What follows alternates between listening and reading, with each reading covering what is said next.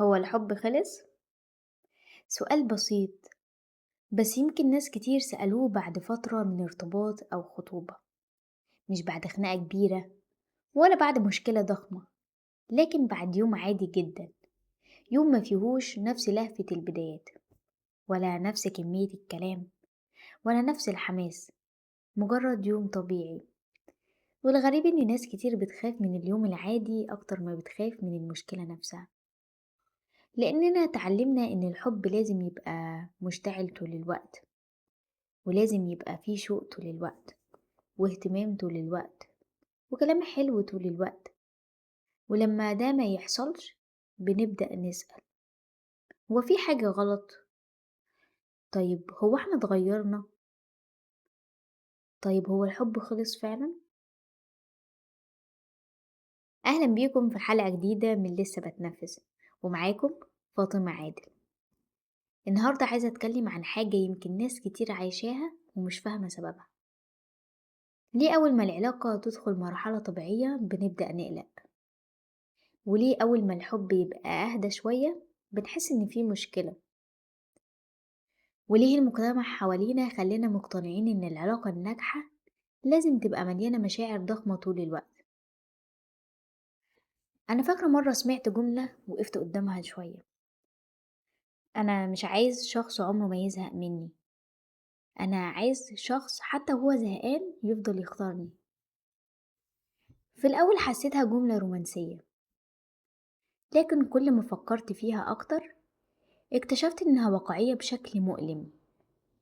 لأن الحقيقة اللي محدش بيحب يقولها إن أي علاقة في الدنيا هيجي عليها وقت فتور، وقت ملل، ووقت كل طرف يبقى مشغول، ووقت الكلام يقل، ووقت الحياة تبقى تقيلة. ودي مش مشكلة، دي طبيعة البشر. لكن احنا اتعلمنا حاجة تانية خالص، اتعلمنا ان الحب الحقيقي معناه انك تفضل منبهر بنفس الشخص للأبد، وانك تفضل مشتاق بنفس القوة، وانك تفضل متحمس بنفس الدرجة، وان اي تغيير في المشاعر يبقى معناه ان الحب بيضيع. يمكن بسبب الافلام، ويمكن بسبب المسلسلات،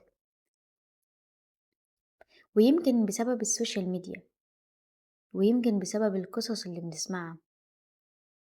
لكن في النهاية اتزرعت جوانا فكرة غريبة جدا، ان الحب لازم يفضل شبه البدايات.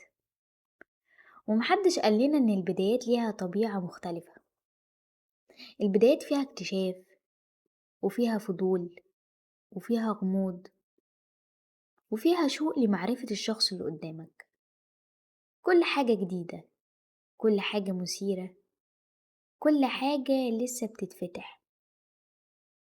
لكن طبيعي جدا بعد فترة ان المشاعر دي تهدى، مش لانها اختفت، لكن لانها استقرت. في فرق كبير بين الحب اللي اختفى والحب اللي استقر، بس اوقات كتير احنا بنخلط بينهم. يمكن اول صدمة بتقابل اي علاقة انها تكتشف ان الحب الحقيقي مختلف عن الحب اللي كانت متخيلاه. تكتشف ان في ايام عادية، وايام مملة، وايام كل واحد فيها مركز في حياته اكتر، وايام الكلام فيها قليل، وايام الشغف فيها اهدى. وهنا يبدأ الخوف، لاننا بنتعامل مع اي تغيير وكأنه تهديد، مع ان التغيير طبيعي. واعتقد ان من كتر الحاجات اللي ظلمت العلاقات فعلا هي فكرة ان الملل معناه النهاية، مع ان الملل مرحلة من مراحل اي علاقة طويلة. زي ما في قرب في بعد، زي ما في حماس في هدوء، وزي ما في شوق في اعتياد. والاعتياد مش دايما حاجة وحشة، اوقات الاعتياد بيكون شكل من اشكال الامان، شكل من اشكال الاستقرار، وشكل من اشكال ان الشخص ده بقى جزء طبيعي من حياتك. لكن لاننا اتربينا على فكرة ان الحب لازم يبقى شعور ضخم طول الوقت، بقينا نخاف من الراحة، ونخاف من الاستقرار، ونخاف من الأيام العادية، ونفتكر إن العلاقة اللي مفيهاش دراما كتير يبقى أكيد ناقصها حاجة، مع إن يمكن العكس هو الصحيح. في ناس علاقتها كويسة جدا، لكن من كتر ما هي مستنية المشكلة بتبدأ تدور عليها، تحلل كل كلمة، وتفسر كل تصرف، وتخاف من كل تغيير بسيط، وكأن عقلها مش قادر يصدق إن الهدوء ممكن يكون طبيعي، وإن الأمان ممكن يكون حقيقي، وإن الحب مش لازم يوجع عشان يبقى حب. ويمكن هنا يجي السؤال الأهم: إيه اللي بيخلي علاقة تكمل فعلا؟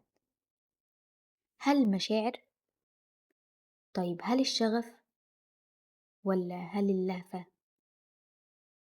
الحقيقة كل الحاجات دي مهمة، لكنها مش كفاية، لأن المشاعر بطبيعتها بتتغير، بتزيد وبتقل وبتهدى وبترجع تاني.